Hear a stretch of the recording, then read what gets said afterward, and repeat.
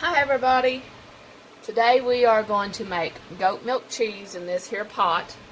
It's a heavy bottom pot, and that way that it lessens your chances of your milk scorching. Let's see if that gives you better light. We want this to reach 180 degrees. You can use lemon juice or vinegar, or they have something called, I think it's called Rennett's or something like that. But I just use vinegar. So this is half a gallon of milk. And we're going to bring it up to like 180 degrees. Once it reaches the 180 degrees, we're going to pull it off the stove, and we will put our vinegar in there, and it will separate.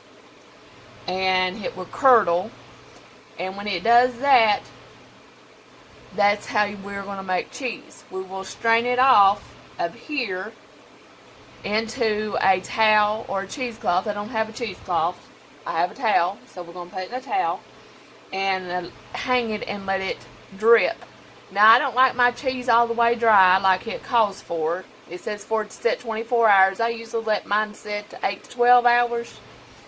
And then I will take it out and I will put my salt. You can add honey.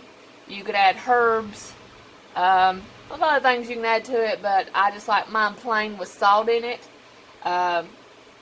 This is goat milk cheese that I think they call it Chev. I call it farmer's cheese. But we're going to let this pot sit here. I got it on like a medium high. You don't want to turn it on high and scorch it. You also want to stir this frequently because it will just curdle on the bottom and scorch, and we don't want scorched cheese. But we'll be back once it starts reaching the temperature that we're wanting it to be. Make sure that your thermometer, as you can see over here, make sure that thermometer is not touching the sides or touching the bottom, or you won't get an accurate reading. 180 degrees and we'll be back. So we don't want to bring this up to temperature really fast, like I said, because of scorching. And another reason you don't want to bring this up to a fast temperature is because you will have crumbly cheese. It'll be like more like a feta-like style cheese. It's okay if you do that. It's not hurting the cheese. You can still eat it. But I want mine to stay in a ball so that I can cut it. I'm going to make like a kind of a log out of it. And that's why I don't want to drain it too much, because I want it to hold its shape together. And right now it's at 100 degrees, and we've only been at it probably 8 to 9 minutes. My temperature's on medium high, and I cannot feel anything at the bottom sticking or anything like that, so that is a good thing. And I just stick my little wooden spoon on the side there and keep an eye on it. I'm washing up my milk dishes from this morning and just letting it rise and stirring it every now and then. It's been about 9 minutes now, and I can feel the bottom of it starting to curdle, so I know that the temperature is starting to move up. It's around 110 degrees now, so I need to start stirring it more frequently and watching it more often. So the recipe I have calls for 1/3 cup of lemon juice and a tablespoonful of vinegar. Lemon juice has never really worked for me. It may work for other people, but it hasn't. So instead of the lemon juice, I just do straight out regular white vinegar, and I do 1/4 cup to a half a gallon. So that's what we're going to use today. So it's at 150 degrees, and at this stage you're going to start feeling it sticking to the bottom. So you really need to stir it and make sure that you don't let that sit on the bottom and scorch.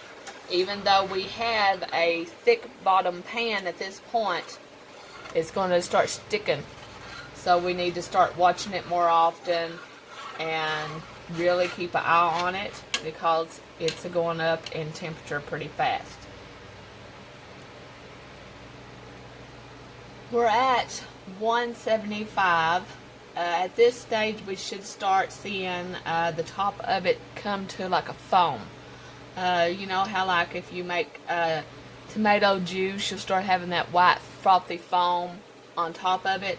That's what you're going to start seeing here once it starts cooking really good. We are at 180 degrees. We're going to turn the stove off. We're going to move it off of the stove, and then we'll put our vinegar in it. So I have 1/4 cup of vinegar. I'm going to put that in there. I'm going to give it a very light stir. Just incorporate it. Don't do it real hard or thick. We can take our thermometer out, and it's already started to curdle. And I'll take you over there and show you that. Now,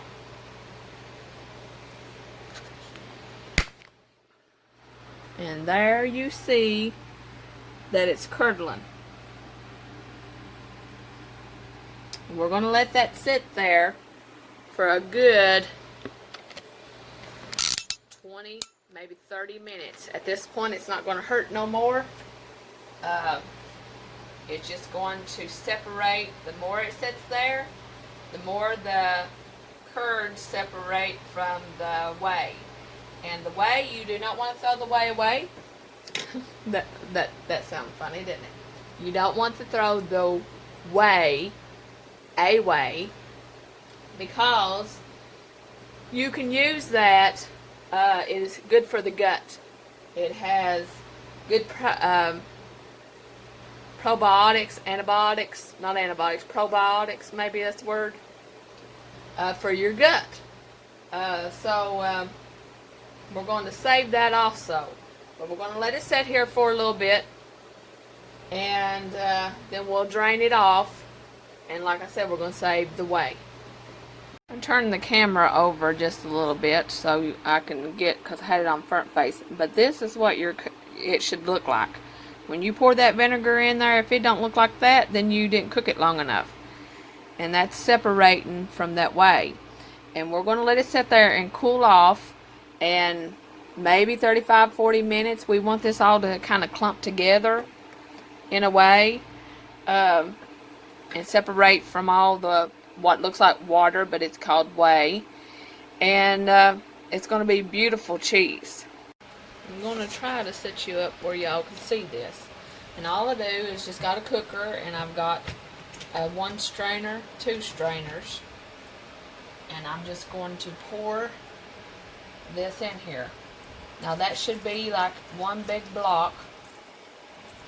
I'm going to do my best. I usually have somebody hold this for me, because this cooker is still quite hot. But I want to more so drain this so I can show you that it, oop, that ain't gonna work. But it stays in one big block. It ain't separated out. See, it's like a, kind of like a ravioli, not a ravioli, what am I saying? A ricotta. Like a ricotta cheese. And you can see it did start to stick on the bottom, but we didn't scorch it. And I'm hoping I'm getting y'all in this, because I got you really behind me and not in front of me. So, what we want to do, see all that good stuff in the bottom? We want to save that. Now we don't want to press too hard, but we just want to get that whey off in there as good as we can. Now what I'm going to do, a lot of people put it in cheesecloth, but I'm going to try something different. I'm going to leave it in that thing right there. I'm going to put me 2 spoons on each side of that so it will keep it up out of that, because that's not going to work. But if you normally you would tie it off and put it up here on your doorknob with a cheesecloth. But I can't find my cheesecloth, and my towel's not big enough. So I'm going to get another thing.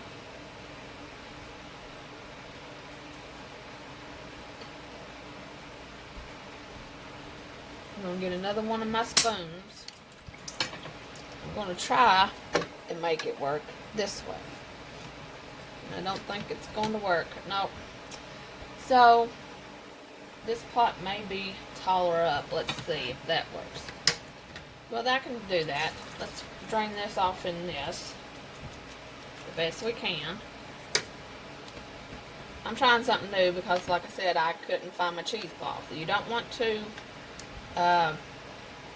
mess with that a lot because you don't want to break it up. So I'm going to put that spoon over there. Put this over here. That will work. Move the whey back over here because we're going to be working with this.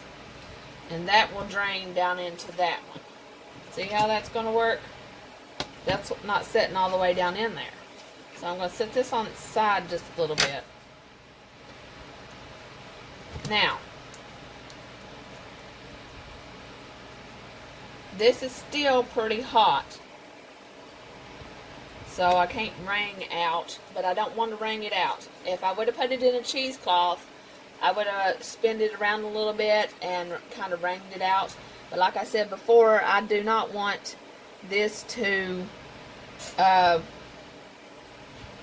be as dry as I normally do it because I'm going to try a little bit different. But we're going to add salt. Salt will help draw the water out. And I just use my hands. This is Cannon salt. And I just used a big pinch.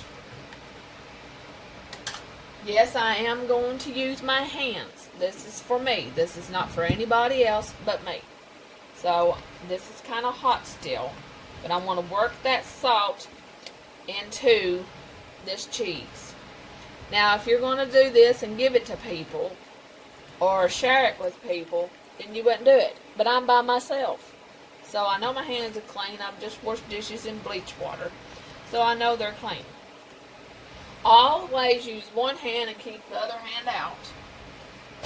For this amount of cheese, we don't need a whole lot of salt. I just did like another half of a pinch.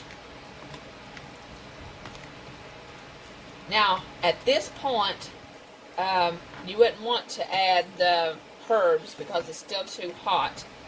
But once it starts cooling off and this starts being able to hold its shape, then you would add herbs. You could add honey. You can add all kinds of stuff in it. And look there. See down in that pot how much has come off that just me working this? So you can squeeze more out if you want to. But like I said, I'm going to just let it stay in this little thing and drain on the side just a little bit. Maybe 35 minutes, and there's a fly flew in because I got the doors open. Get away, go back outside. But we're going to keep an eye on it. I'm going to lay a towel over it so that fly can't get in it. I hate flies. But it's not hot here today. It's not cold here today. It's a nice day to air out the house. So I got the windows open and the doors open. So, like I said, I'm going to maybe sprinkle just a little bit. Then I'm going to come back in about 30 minutes. And in 30 minutes, I'm going to taste it for the saltness. Make sure it's got enough salt for my likings. And see how dry it is. It may not be dry enough by then. I don't know. I'm going to taste it now. That's good. It's like ricotta cheese at this stage. And I could put it up at this stage, but I don't want to. So I'm going to tell you what I'm going to do with this whey. So I'm going to set this away. And I'm going to bring this back and frame. Now this stuff, you can make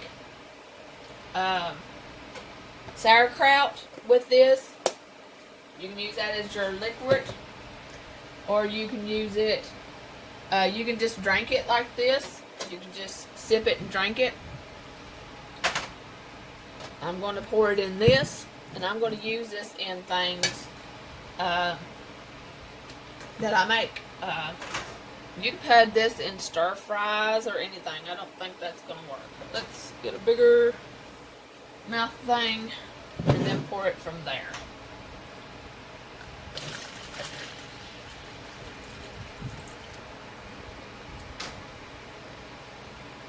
So we're going to pour it in here. I'm going to pour it over the sink so I don't make a gum.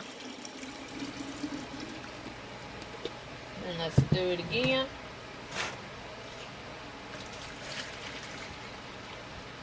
Not only the vinegar in this is good for you, but like I said, this is milk proteins that has been separated. Is it the proteins or whatever? I'm not sure. I'm not no scientist. But it's good things. If I can remember everything right, it is good things for your gut. Enzymes or something like that. I have to go back and look at my book. But this is good stuff. This, you do not want to throw it away. If you get overrun with it, yeah, you can.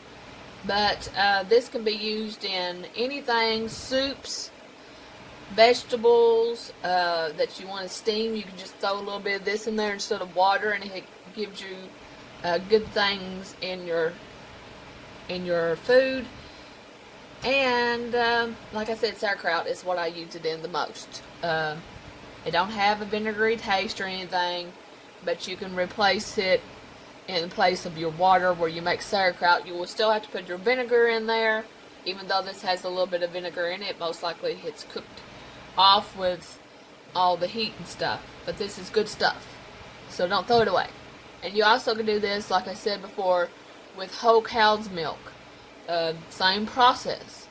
It'll make a different taste in cheese, but it's the same thing. Hope y'all enjoyed this video, and y'all have a good day.